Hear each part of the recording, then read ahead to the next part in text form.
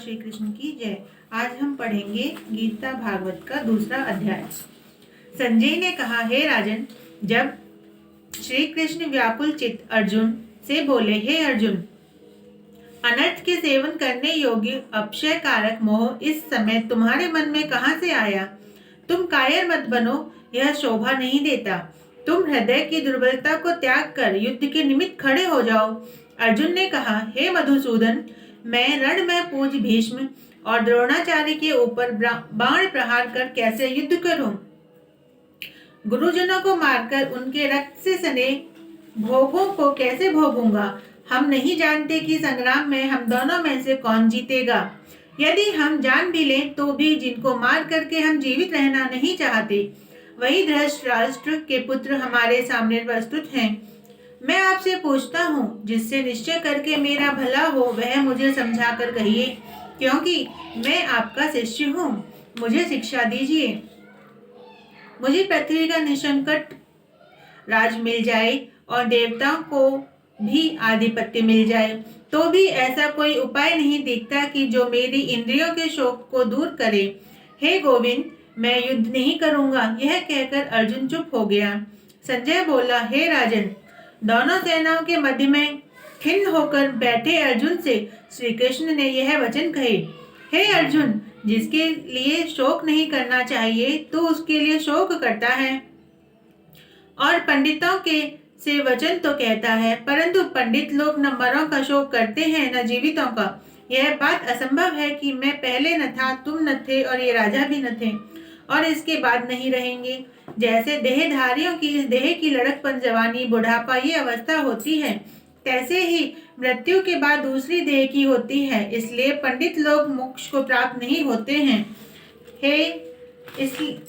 हे नरश्रेष्ठ, सुख दुख को समान मानने वाले जिस वीर पुरुष को ये ब्रह्म पदार्थ कलेश नहीं देते, वह मोक्ष का अधिकारी है।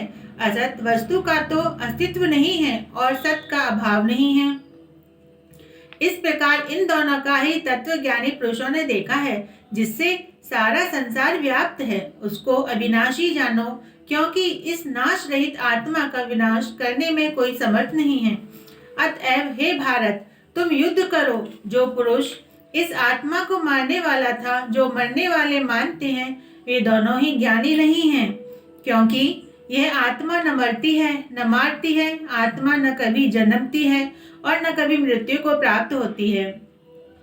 नष्ट होने पर भी वह नाश को प्राप्त नहीं होती। जो पुरुष इस आत्मा को नित्य अविनाशी, निर्विकार और अजन्मा जानता है, वह किसको घात करवाएगा और किसको मारेगा। जिस प्रकार मनुष्य पुराने वस्त्र को फेंककर नए वस्त्र ग्रहण करता है, उसी प्रकार आत्मा पुरानी देह छोड़कर नई देह धारण करती है।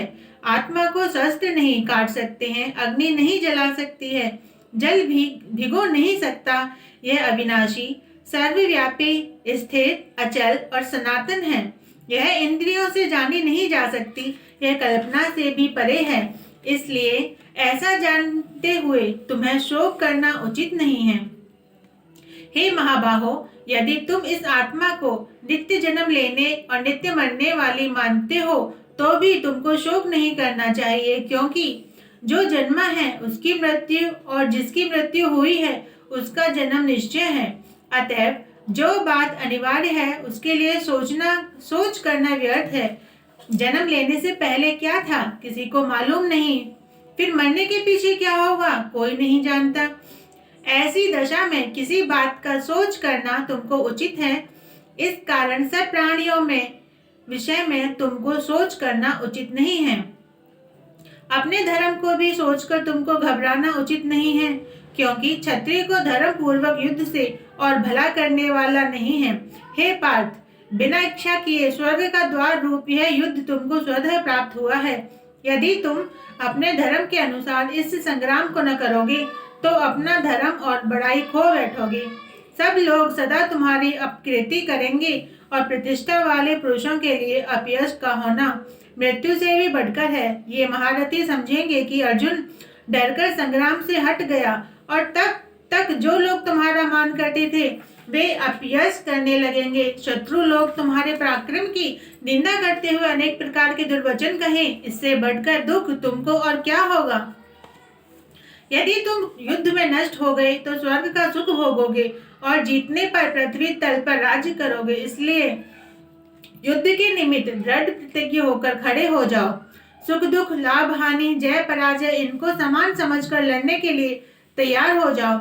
ऐसा करने से तुम पाप को प्राप्त नहीं होगे। हे पार्थ, यह ज्ञानोपदेश ज्ञान योग के विषय में तुझसे कहा गया। अब निष्काम कर्म योग के विषय में सुन।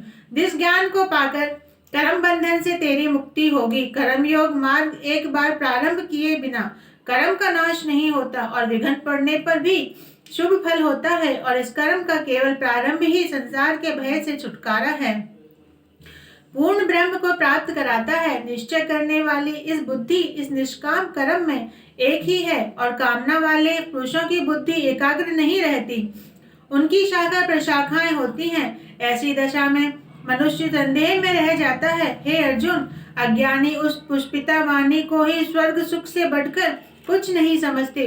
स्वर्ग सुख को ही जो उत्तम पुरुषार्थ समझते हैं, ऐसे अविवेकी जनों का चित्त भोग आदि में ही निमग्न रहता है। जिनका चित्त इस प्रकार मोहलिप्त रहता है और जिनकी आसक्ति भोग विलास और ऐश्वर्य में है, ऐसे पुरुषों के अंतःकरण में निश्चयात्मक बुद्धि नहीं होती है। हे अर्जुन, वेद त्रिगुणात्मक हैं, तुम निष्काम हो जाओ। सुख दुख को समान जानकर नित्य योग क्षेम आदि स्वार्थों में न पड़कर धीरजवान और आत्मनिष्ठ हो।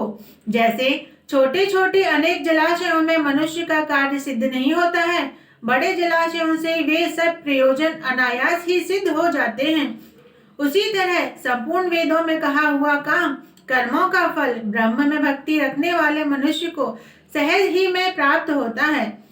तुमको केवल कर्म करना चाहिए, फल तुम्हारे अधिकार में नहीं। तुम न तो फल की अभिलाषा से काम करो, न निकम्मे ही रहो। फल की आशा त्याग कर कार्य की सफलता को समान मानकर तुम योगस्थ होकर कर्म करो। यही कर्म ज्ञान योग है। इस बुद्धि योग सहित कर्म से अन्य कर्म अत्यंत हीन है। इसलिए तुम बुद्धि योग का आश्रय ग्रहण करो। फल की इच्छा रखने वाले निकृष्ट होते हैं। निष्काम कर्म करने वाला पुरुष ईश्वर कृपा से इसी संसार में सुकृत तथा दुष्कृत इन दोनों का ही त्याग कर देता है। इसलिए तुम निष्काम कर्म में प्रवृत्त हो। कर्म फल को त्याग कर ही बुद्धि युक्त ज्ञानी पुरुष जन्म बंधन से हटकर मोक्ष को प्राप्त होते हैं। जब तुम्हारी बुद्धि मोह वन के बाहर निकल जाएगी, तब तुम्हारा मन आगे सुनने वाली तथा हुई बातों से विरक्त हो जाएगा। अनेक श्रुति स्मृतियों के वचनों को सुनने से तुम्हारी बुद्धि भ्रमित हो गई है। जिस समय वह निर्छल होकर आत्मा में स्थिर होगी, तभी तुमको तत्व ज्ञान प्राप्त होगा। अर्जुन ने पूछा, हे केशव, आत्मस्वरूप में निश्चल बुद्धि वाला किसको कहा है? उसके लक्षण क्या हैं? श्री कृष्ण जी बोले, हे अर्जुन, जो महापुरुष मन की सब मनोकामनाओं को त्याग देता है और अपने आप में ही प्रसन्न रहता है, उसको निश्चल बुद्धि कहते हैं। दुख में किसके मन को खेद नहीं होता और सुख में किसको आसक्ति नहीं होती, और प्रीति भय क्रोध जिसके जाते रहते हैं, वह महात्मा स्थिर बुद्धि वाला मुनु कहलाता है। जो शुभ पदार्थ प्राप्त होने से हर्ष नहीं करता, अशुभ से अप्रसन्न नहीं होता, उसी को स्थिर बुद्धि वाला जानना चाहिए। और कछुआ जैसे अपने अंगों को सिकोड़ लेता है, उसी तरह जो पुरुष अपनी इंद्रियों को विषयों से हटाता है, उसी की बुद्धि स्थिर जाननी चाहिए। निराहारी पुरुष के विषय घट जाते हैं, परंतु विषयों में उसकी चाह बनी रहती है। पर ब्रह्म का अनुभव होने पर चाह भी घट जाती है। हे अर्जुन, मोक्ष के लिए यत्न करने वाले विद्वान व्यक्ति को भी यह प्रबल इंद्रियां बलात्कार से उसके मन को जीत लेती हैं। इसलिए सब इंद्रियों को विषयों से रोक मेरे विषय में तत्पर हो जाओ। जिसने इंद्रियों को वश में कर लिया है, उसकी बुद्धि निश्चल है। जो पुरुष विषयों के ध्यान में रखता है, उसकी प्राप्ति हो जाती है। प्राप्ति होने से कामना होती है, इच्छा के पूर्ण न होने से क्रोध की उत्पत्ति होती है, क्रोध से अविवेक होता है, अविवेक से स्मरण शक्ति नष्ट हो जाती है, स्मरण शक्ति के नाश होने से बुद्धि क्षय होती है। जिसकी बुद्धि का नाश हुआ हो, वह विनाश को प्राप्त होता है। जो पुरुष राग द्वेष से रहित हो, अपने मन को वश में रखता है, वह शांति को प्राप्त होता है। शांति मिलने पर सब दुखों का नाश हो जाता है। प्रसन्न चित्त वाले की बुद्धि निश्चल होती है। जो पुरुष योग युक्त नहीं है, उसकी निश्चल बुद्धि उत्पन्न नहीं होती। ईश्वर में भावना नहीं होती। भावना के ना होने से शांति प्राप्त नहीं होती। अशांत को सुख कहाँ से मिलेगा? जैसे वायु नाव को जल में खींच ले जाती है, उसी प्रकार इंद्रियां उस पुरुष की बुद्धि का नाश कर देती हैं, जिसका मन विषय सिद्धि से इंद्रियों के पीछे लग जाता है। इस कारण हे महाबाहो, जिसने इंद्रियों को विषयों से सर्वथा रोक रखा है, उसकी बुद्धि स्थिर है। जो सब प्राणियों की रात है, उसमें संयमी जागता रहता है, और प्राणी मात्र जिस समय जागते हैं, मुनिजनों की वह रात्रि है। जल से भरे समुद्र में और नदियों का जल भरने पर भी वह अपनी मर्यादा पर रहता है। उसी प्रकार जिस पुरुष में इच्छा के न रहने पर भी सब विषय भोग प्रवेश करते हैं, उसी को शांति मिलती है। विषयों की इच्छा करने वाले को शांति नहीं मिलती। जो सब कामनाओं को छोड़कर तथा इच्छा रहित विचरता है और ममता अहंकार जिसमें नहीं है, वह शांति को प्राप्त होता है। हे पार्थ, ब्रह्म स्थिति यही है। ऐसी स्थिति मिल जाने पर प्राणी फिर मोह में नहीं फंसता और अंत समय में निर्वाण ब्रह्म को प्राप्त होता है। इति श्रीमद् भगवत गीता सूपनिषद सुब्रह्म विद्या योग शास्त्रे श्री अर्जुन संवादे आत्म संयम योगो नाम द्वितीयो अध्याय। बोलो श्री कृष्ण भगवान की जय।